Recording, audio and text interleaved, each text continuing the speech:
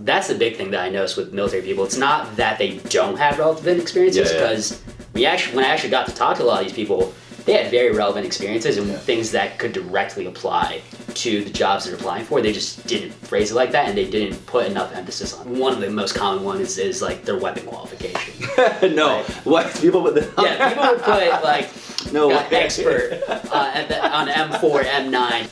I can't think of a job that I've gotten just from applying to it. It's always been a job where I've known someone in the company or know someone who knew someone in the company, and I would highly recommend, because the military's got not only like a great network, but like a very close-knit network, and they will help you out a lot. What's going on, everybody? Welcome to the video. I'm Chase Tuning. We're here with my man Nish Fenn, and here in DC catching up. Nish has actually been a client of mine, a friend, for like 2 years. I think going on 3 Going years. on three. We connected when I was living here in DC, and he was someone who was stepping into, actually you hadn't even decided yet. You had an idea of wanting to go into the military, right? Yeah, it wasn't anything concrete. I was still at my day-to-day job, but yeah, it was definitely something that I was stepping into and still didn't have much of an idea of what it was about. But he did it. He's about to go full-time active duty Army officer. And in today's video, we're going to be talking specifically to the people who are transitioning out. I was in active duty Army 03 to 09, and a lot of the issues that I faced when I was transitioning from soldier to civilian, mine was a little bit different because of the whole medical board issue, but a lot of the things that I saw and felt and that my friends and fellow soldiers went through, I know are still going on. So today's video is going to be specifically helping and addressing the topic of how to effectively translate your military skill set into a civilian skill set so that you can successfully market yourself into the civilian world to make that transition from soldier to civilian, from military service member to civilian, as smoothly and successfully as possible. So like, why this topic? Why is this important? What is the problem you're seeing going on? Yeah, sure. So I guess a little bit about myself first. After college, I spent 2 years in the corporate recruiting world here in DC. Started off at a small IT government contractor, and then went over to the consulting world on federal contracts. So given the nature of the work, I worked with a lot of people from the military, transitioning out of the military, and you would actually see people, like you would be actively recruiting people going from military to civilian and like looking at their resumes and placing them, right? Exactly. A lot of times I worked with people who were like on terminal leave. Basically, they're on their last few months in the military, and they're using that time to find a job in the civilian world. So I would look at a lot of resumes, I'd look at a lot of LinkedIn profiles, and I would conduct a lot of both over the phone and face-to-face interviews with people too. And one of the big things that I saw in military resumes is a lot of people just didn't know how to market themselves and how to frame their experiences in a way that's relevant to what civilians can understand. I mean, a lot of the stuff that you'll talk about would be impressive to someone who's in the military talking about it, but someone in the civilian world is just not going to understand some of that stuff. Give us some examples. What are some things that I probably did that someone watching is probably doing on the resume right now that just shouldn't be a no-go? Yeah. So one of the most common ones is like their weapon qualification. What people would people would put like expert on M4, M9, and they're applying for like an IT help. You know, you're applying for the janitor position. And I'm like, oh man, I didn't know we had like a security contracting position. But I got a medal for that, so it doesn't matter. It doesn't. Yeah. So like marksmanship, weapons qualifications, and what other and just things? Also stuff about I guess different if they were in any vehicles, any sorts of like technologies, special schools that they went to, which are impressive. Don't get me wrong, especially if you're talking about like airborne, ranger school, air assault. But they just didn't frame it in a way that was relevant, and that's the big thing that I noticed with military people. It's not that they don't have relevant experiences, because when I actually got to talk to a lot of these people, they had very relevant experiences and things that could directly apply to the jobs they're applying for. They just didn't phrase it like that, and they didn't put enough emphasis on that. Yeah, so define relevant experiences. So we're talking about things maybe that don't seem relevant, but how can we effectively communicate them? How can we effectively communicate the relevancy of this thing without saying the thing? Yeah, so of course, there's going to be a little bit of variance depending on what field it's for. Like IT, you're going to want to talk about, I guess, any sort of computer programs or certain technologies that you've worked on. But I'll go even more general than that. I think just one of the biggest things you can take away, even in a corporate environment, one of the big things they always look for is someone who can learn things very quickly. I mean, in a military setting, it's you either learn it or you don't and you suffer. Yeah. So I think that is something that can really be emphasized a lot. Working under pressure, working as part of a team, collaborating. Like these are small things which you don't really think are going to be the things that get you the job, but it helps with building that narrative. I like to, whenever I'm explaining to someone about how to build their resume and how to best build a resume, cover letter, other supplementary materials, the biggest thing I try to say is you're building a narrative. Basically, when you're applying for a company that's huge, or any sort of organization, they have a narrative themselves. They have a certain need that needs to be filled, and they have a story as a company, and they're looking for someone who actually fits that narrative that they're looking for. Really looking at how to effectively communicate your ability to adapt into a culture, right? I've seen, when I was working in the corporate world, I saw a big shift into this term culture, right? Human resources was what it was called, might still be called in some places, but culture, how well can you fit? What's your cohesion, malleability, I guess, what's your ability to contribute to and support the culture, and things like quickness to learn, eagerness and ability to work well with others, be a team player, but also step up into leadership roles. I want to kind of go there. How would you kind of describe, what are some ways to describe, this is how I operate as a leader in military ease to civilian jargon? So what I like to use, and if I had my laptop, if I had like a resume, I would show this to you, but when you're describing like different job experiences that you had, whether they're military or civilian, you generally have like the bullet points that talk about your different accomplishments or different specific tasks that you have in the job. And you want to start them out with what are called like key action verbs. And there's actually a document I used. My school used it, and that was something which I thought was great and actually did a good job in showing like the skills that you have. But there's certain words that you can use that evoke a certain sense, like saying if you're wanting to be creative, you would use certain words. If you want to show how you worked in a management setting or you communicate, you would use words like collaborate, work with, and stuff like that. Let's get even more specific. Let's say I was a squad leader. I was a squad leader at this rank. How would I describe my leadership capabilities for something like what you're talking about? So you could say something like you managed, and you were a squad leader, so you managed probably somewhere around at least eight individuals. Usually, on a day-to-day basis. Not even past like a 40-hour work week. A lot of times it was 24/7. I mean, especially when depending on the job, depending on the mission, the op tempo of your unit, whether you're strategic or tactical. Absolutely. Exactly. So things like that. You also talk about you honestly, because a lot of civilians and civilian hiring managers and employers don't understand what exactly the military does. Most of the military doesn't understand what the military does. Facts. I would say the best approach is to just get as granular as possible and just be as specific. Like if you have specific numbers for say the amount of like personnel, items, number money, of tasks, money, like definitely, how much things were worth or what you were responsible for overseeing. Exactly. How much the equipment was. If you manage a certain amount of projects, how many projects are you managing in a day? Like that's a huge thing that I would say in terms of just the workload that military people have. That it rivals like some of the hardest working people in the corporate world too.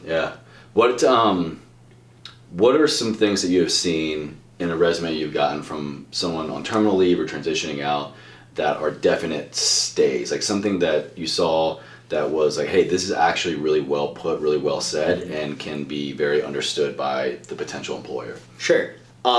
So I think the biggest thing that I saw was in terms of just stating the nature of their mission. And I think what I like to say in formatting a resume, if you're describing, say, a job experience, you want to split up into almost two parts.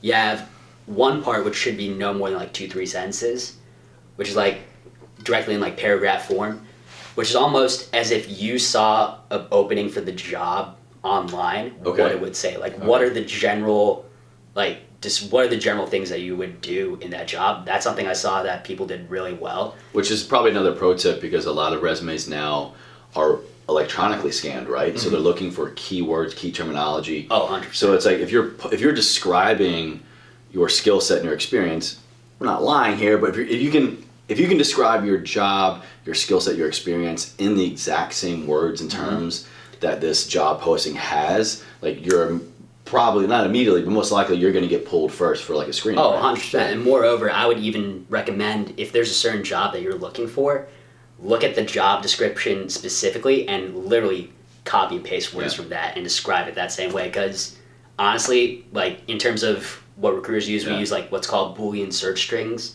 where we type in a certain amount of words and it picks up those words that are used. And if just by having that word in your resume, it's going to be looked at. Yeah, so it's just like anytime you go before a board or you're in a sticks lane or a drill lane or whatever, like we all want you to succeed. Everybody wants you to succeed. Like they give you the answers to the tests, you know? It's just like how well can you pay attention to the cues you're being given? And when you're looking for a job, yeah, absolutely. That was probably something that I oversaw, or rather I missed the mark on. It was an oversight. And just thinking that I needed to put down all the things. Yeah. This is every position that I had, every medal. I'm pretty sure my first resume I put down, like I received the Outstanding Volunteer Service Medal. It's like, no one cares. Like, unless you're maybe applying to a nonprofit or some kind of philanthropical thing. Well, that's also the other thing too. Unless it's like, say, the Medal of Honor, most... Yeah, put that one down. Okay, put that one down for sure. Yeah, unless it's like the Medal of Honor or one of those big medals, most Bronze civilians... Star or Purple Heart maybe. Yeah, maybe, but like it depends on also how you can tie it back to the relevance of it. What is the relevancy? That's huge. Yeah. Exactly. Yeah, And always keep that in mind. And I would say like, I would honestly stay away from the medals. What I would stick with is if you went through any sort of professional certifications while you were in the military. Definitely put those at the top. If you have a clearance, and especially if you're applying to the government world, that should be the first thing they see. Any sort of language proficiency is huge. Yeah, actually for me, I had two different resumes. I had a secure resume, and then I had my secret squirrel one, and then a regular one I would put out. Because my job, I was in the MI field. I had a TS, SEI, TK, and there are different things that you can say in that, and this is probably another area maybe we can go into. Knowing what you can and cannot say. Now, I'll say that with a grain of salt, because probably we can't say a lot of the things that you cannot say in terms of exact clearance specificity, where you worked, with whom. Certain missions, obviously use your brain here, but just know that if you are in the intelligence world, or even if you're not, some jobs, some MLSs, for certain missions, certain time periods, you'll need to get a basic level clearance, and they will do that for you, and that is extremely valuable. But know that, hey, there's a way that you can effectively translate what you did in a non-classified way as well as a classified way. So you have two different resumes that can work well for you and getting you, a big spectrum in the job market as a civilian. Yeah, and one thing I would say is if you're lost in terms of what experiences you have that would even be relevant, because that's one of the biggest things I saw when just talking to people in the military and coming out of the military about how to craft their resumes. Again, just look at the job description, look at what they usually have like a bullet point form of typical day-to-day duties. Right. Yeah. Look at all of those and ask yourself, have I done this exactly, or have I done something similar to it? And if you've done something similar to it, how can you phrase what you have to be mirror but not plagiarize what's being said? Exactly. Let's kind of maybe like cut through some of the bullshit that I'm sure someone has told themselves as to why they can't get a job, or maybe why they're struggling to find a job.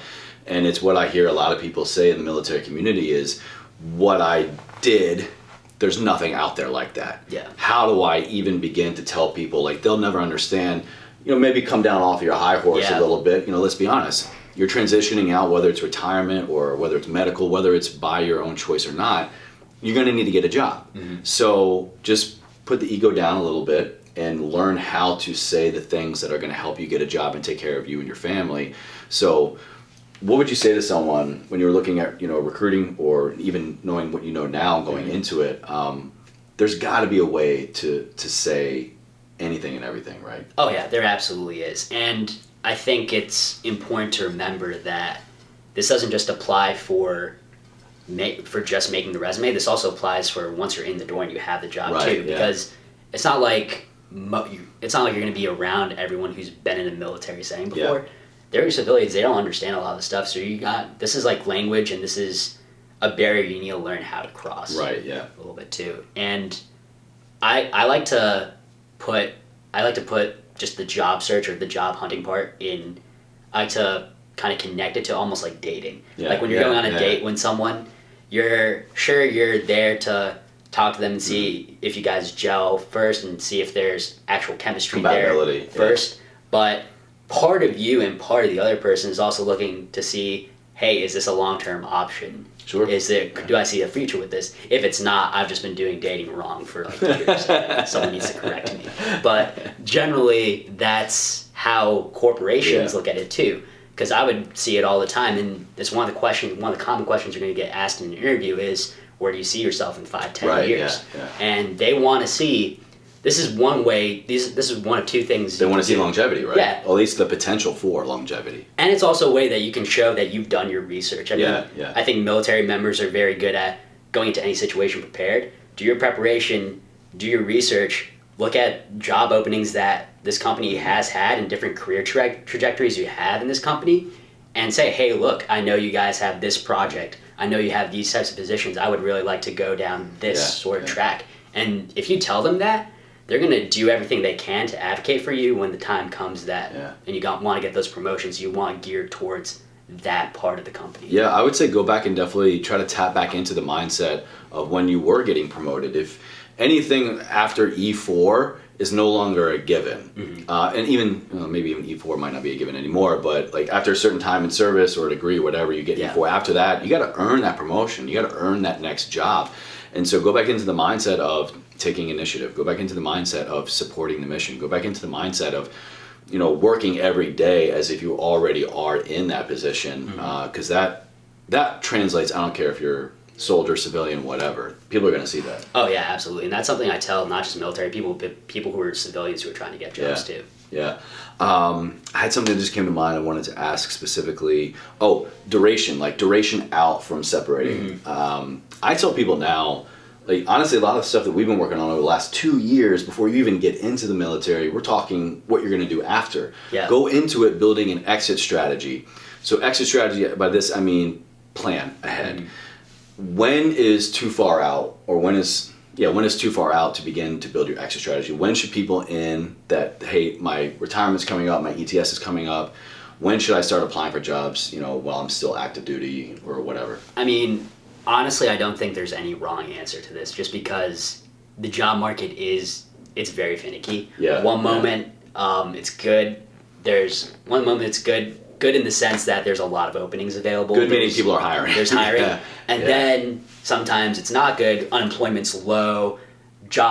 Companies aren't really hiring as much, or more specifically, companies in the field that you want to be in aren't hiring as much. Might be like a job freeze or something. Exactly. And I would say you're better off doing the work first in terms of, because the things that take the longest are building a resume, building cover letters, and also if you don't have a LinkedIn, which you should definitely get on LinkedIn, like create an account, building a LinkedIn account, and like developing your network.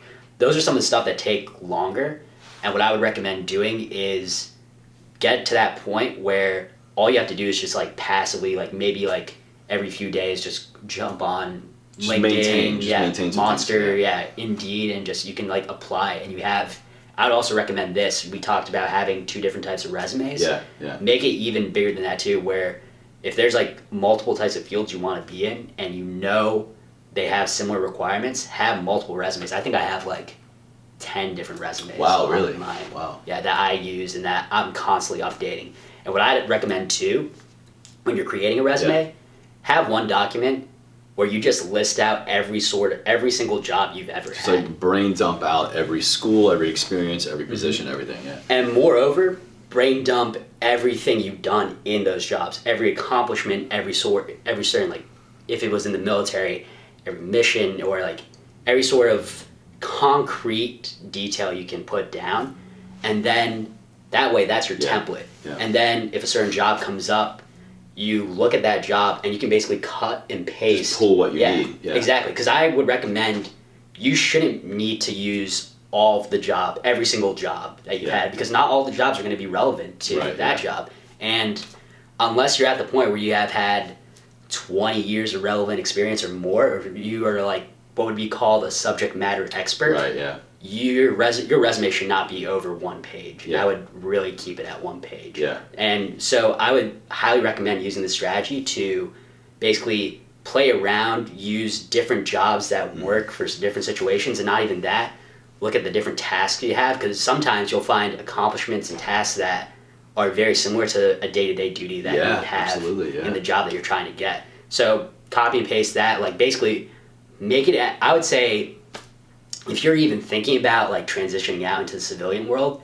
as soon as that thought even enters your mind, you should start working on this template. Yeah. And then you can further refine it as different jobs come and go. But try and save yourself some work in the long run. Don't procrastinate, and try and get yourself set up for success as soon as possible. Yeah.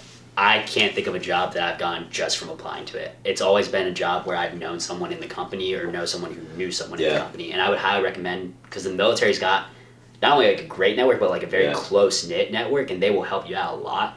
I'd recommend, some companies even have like recruiters that deal specifically with military people, who a lot of them are former military themselves. And they'd be willing to help you out too. And I was just telling Nish that I found out about another client of mine, past client, who is about to separate and retire from the Air Force. She was telling me about this new program where you can do a 6-month out internship, mentorship. So as you get paid, like your normal pay currently, 6 months out from your retirement, your ETS, they will actually pay you. And if you go find a job, or excuse me, if you go find a mentorship or an internship experience in the field where you want to go, 6 months out, I can't imagine the amount of people that don't not get the job afterwards. So it's taking the scarcity of, I'm not going to have money, or how am I going to effectively set this up once I'm out? Like, they're letting people do it now, 6 months out. I don't know if it's just an Air Force thing or if it's a military-wide thing, but that's amazing. So I know, at least when we're talking with the Army, I know when Odierno was, back when he was in charge, his pet project was strategic broadening programs, which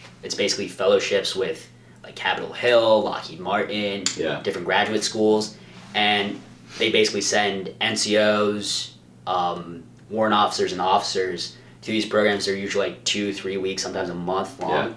You get accelerated learning, you learn all this stuff, and sometimes you're actually getting paid while you're there too. Sometimes you get BAH depending on the situation. It's like a paid internship kind of deal. Exactly. And then you come back, you're basically a subject matter expert in an area of knowledge that you wouldn't otherwise learn about if you're in your current military job. And I believe at the time, it was considered a key development. Oh, no way. Yeah. Awesome. I don't know. Yeah.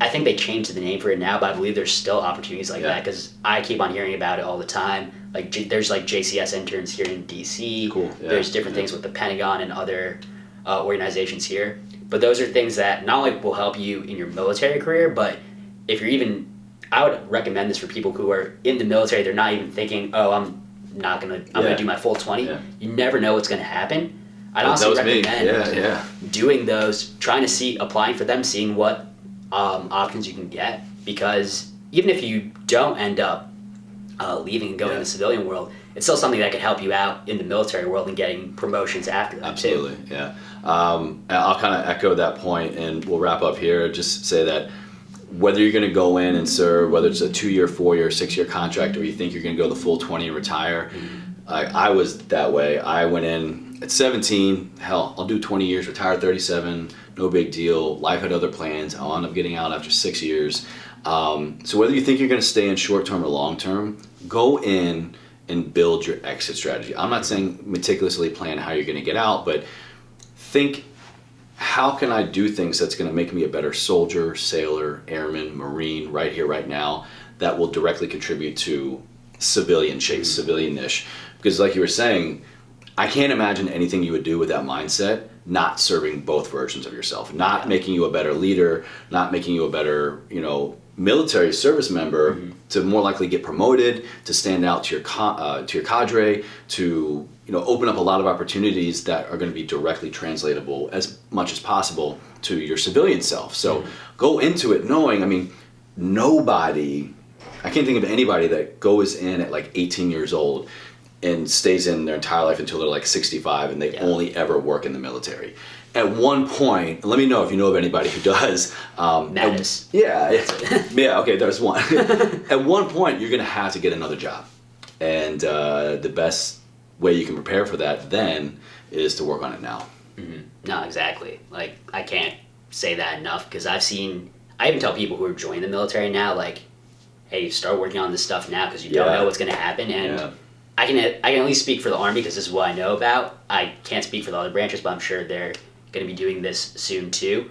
Army's changing the way, at least for officers right now, how even going in, how you get the branches or MOS that you're going to get in the Army, and also how you get next assignments too. Yeah. And it's going to be changing for NCOs in the future too, but it's supposed to be mirroring what the corporate world's doing. So these things like building a resume, interviewing for jobs, these are things that aren't just going to be something in the long distant future. These are something that you're going to have to actually deal with in like not too long time. So from one old salty NCO who was in what seems like forever ago, I was active duty 03 to 09, and a new officer cadet about to take his commission and go in here in 2020, just to hear some of the disparities and problems from then and now tells me that it's still very much alive in the military community. And I hope this video has helped you kind of just maybe not directly answer problems or questions that you had, but just begin to get you to think about next steps. Begin to think about, all right, I'm going to need to get a job to take care of my livelihood, my family, and flat out I'll say, don't let the excuse stay with you of the civilian world doesn't understand or my job doesn't translate. It may just be a little bit more difficult, but it takes a little bit of time, and you can translate it and you can secure the right job for the right pay, for the right benefits if you just plan ahead. Absolutely. So I'll put all of Nish's information down. You cool with me putting your contact, like email, social, and all that stuff down in the description box below. I'll put my information. So from this I'm not an officer, from this NCO and this future officer, we hope this video has kind of helped you guys out. If you have any other questions about securing a job, or maybe you have transitioned out really well and you had a great learning curve that you would love to help maybe pay it forward, there are a lot of other people that could use your help. So leave us some love down in the comments. If you're new to the channel, welcome. Go ahead and subscribe. You can expect a lot more military content here as well from me and other great people in my life that are making the country great, are doing good things with themselves and their careers. So thank you everybody for watching. All right, thanks guys.